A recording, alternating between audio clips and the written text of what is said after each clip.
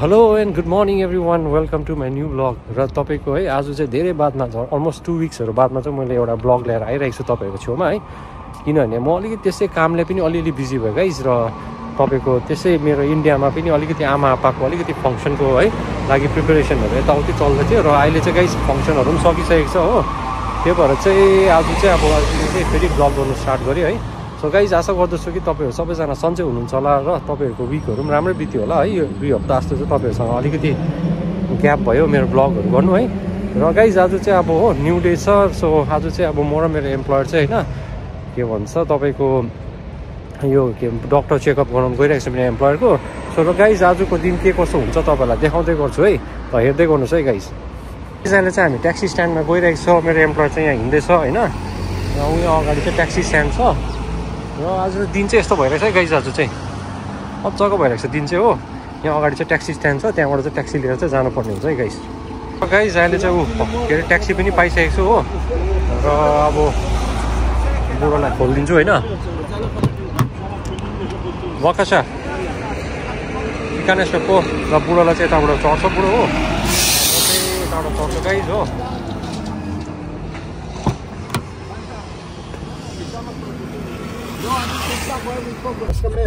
गाडीमा चढिसकेको छ गाइज हो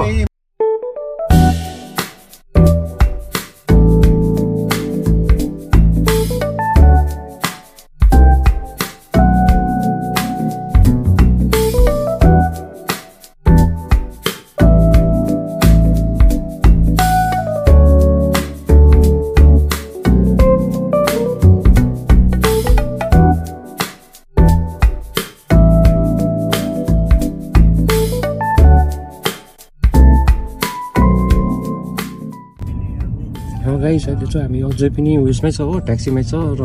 ट्याक्सीमा अब अझै 10 मिनट जस्तो लाग्छ होला त्यहाँ पुग्नु हो त्यही भएर गाइस हेर्दै गर्नुहोस् अब त्यहाँ पुगेर चाहिँ देखाउँछु के कसो हुन्छ है र ओके गाइस अहिले चाहिँ ट्याक्सीबाट पनि झरिसकेको छ र म बुढो र म चाहिँ जाँदैछ हो र यहाँ चाहिँ बाजेको अब त्यो कार्डियोलोगको के भन्छ तपाईँको अपोइन्टमेन्ट थियो त्यो भएर चाहिँ अब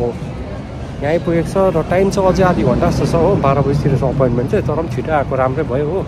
र गाइस यस्तो छ यहाँ चाहिँ अलिक यस्तो टाइपको छ यो एरिया चाहिँ हो बुढो चाहिँ यहाँ हिँड्दैछ र हामी जानुपर्ने चाहिँ यहाँ अलिक अगाडि हो एफो चाहिँ यो पोल हन यस्तो छ रेस्टुरेन्टहरू हो बाहिर चाहिँ सामान हन पो भिडियो फोन हन र गाइज फाइनली पुग्यो त्यहाँ अब लिफ्टमा चढ्नुपर्ने हुन्छ हो र हेर्दै गर्नुहोस् है गाइज ल देखाउँदै गर्छु तपाईँलाई आजको अब अपोइन्टमेन्टको लागि चाहिँ स्वाइप गर्नुपर्ने हुन्छ हो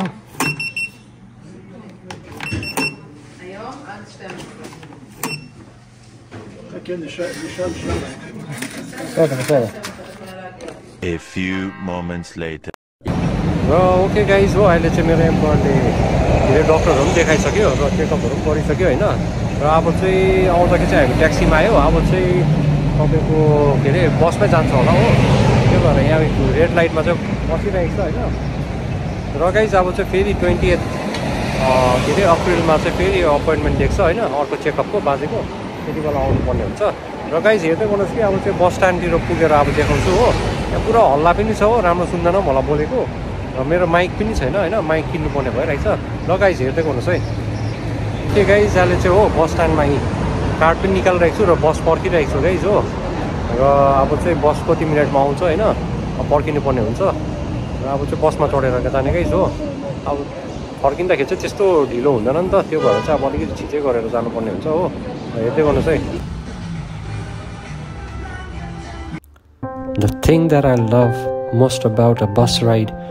is you get to see a lot of different types of people. People from all walks of life. People from different cultures, races, and people who have their different hustle and stories. Therefore, a bus ride is one of my favorite means of transportation. And whenever I get the opportunity of taking a bus ride, I just love it. I just love the way it feels to get to see a lot of peoples and all the hustles and all the struggles. So I just love it. र hello guys हो अहिले चाहिँ finally हामी बसबाट पनि झरिसकेको छौँ र अब है झरेर चाहिँ बस स्ट्यान्डबाट चाहिँ हाम्रो घर चाहिँ बेसी टाढो छैन हो 3-4 मिनट हिँड्नुपर्छ उकालो हो त्यसै आइपुगिहाल्छ र गाइज आज चाहिँ अब अघि आइपुग्ने गाइज कि तर अलिकति ट्राफिक जामले गर्दा क्या अलिकति ढिलो भयो होइन र तपाईँको अहिले बजिसकेको छ 12:40 यस्तो भयो होइन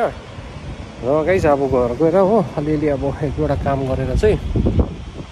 पछि कफी सफी खानुपर्ने छ गाइज हो आज चाहिँ अब दिन चाहिँ अलिकति गाइज यहाँ चाहिँ समर लागेको जस्तै हुनु थाल्यो अब फिल हुनु थाल्यो होइन घाम लागिरहेको छ तर त्यस्तो गरम चाहिँ चढिहालेको छैन अहिले होइन तर पनि तपाईँको निकै क्या वार्म खालको हुनु थालिसक्यो वेदर हो र अब बिस्तारै बिस्तारै अब मेबी नेक्स्ट विक होइन अप्रिलदेखि चाहिँ अब निकै नै गरम हुन्छ होला हो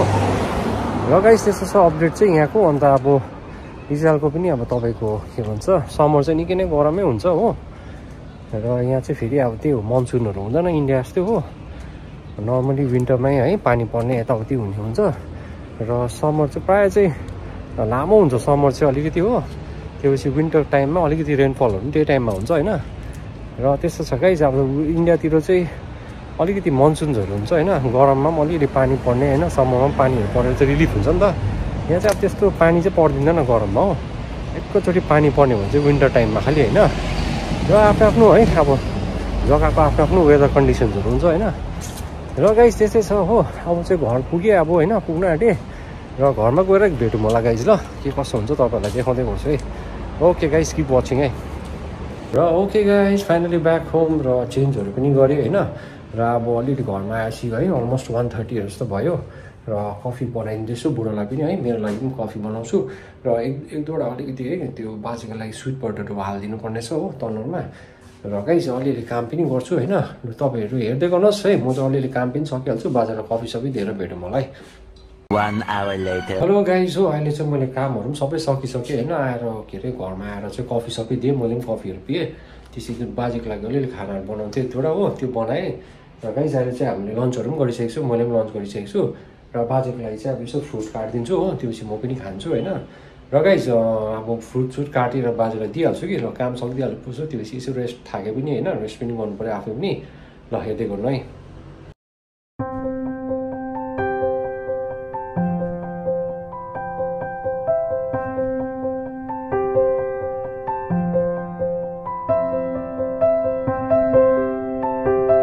ओके गाइस बाजेको चाहिँ हो फाइनली फ्रुट्स रेडी भयो र एउटा सुन्तला हालिदिएको छु होइन छिलेर अन्त एउटा एप्पल छ र 2टा स्ट्रबेरी चाहिँ गाइस हो अन्तखेरि पानी पनि दिउँसोको अब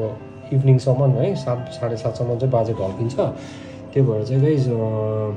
तपाईँको अब यो फ्रुट्स चाहिँ बाजेलाई दिइहाल्छु अन्त भेटौँ है गाइस ल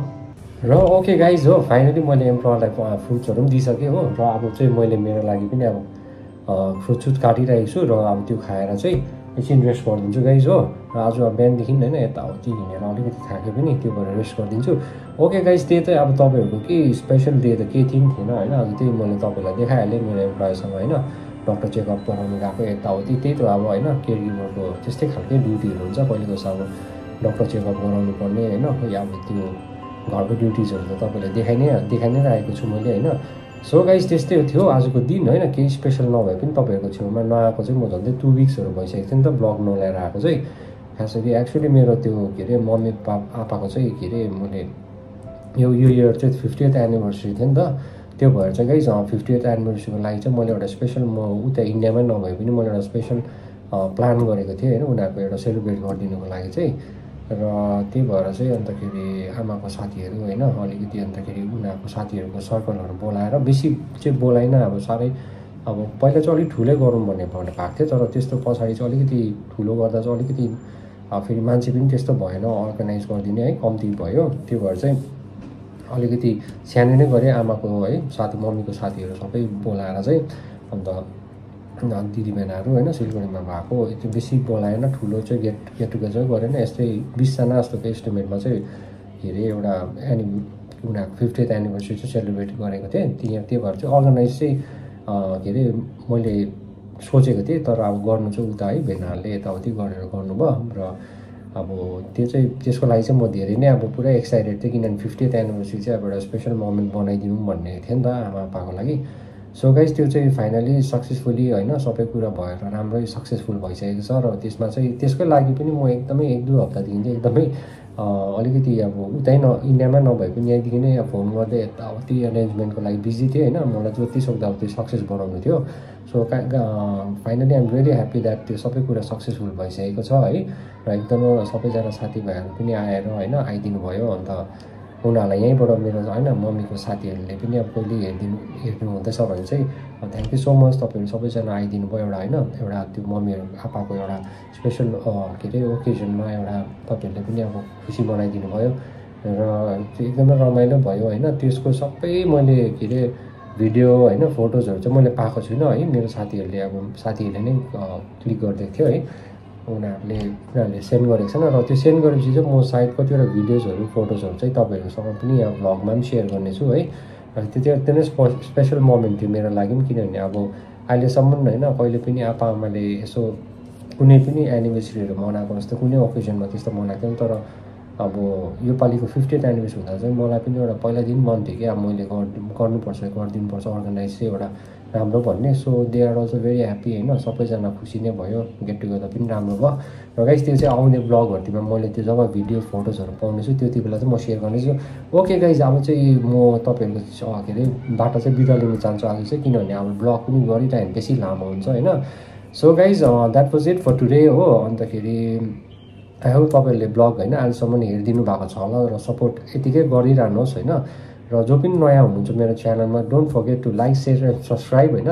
अन्तखेरि यसरी नै म फेरि अर्को भिडियो तपाईँहरूको छेउमा लिएर आउने नै छु till then guys take care of yourself take care of your family and keep smiling always guys and see in the next blog by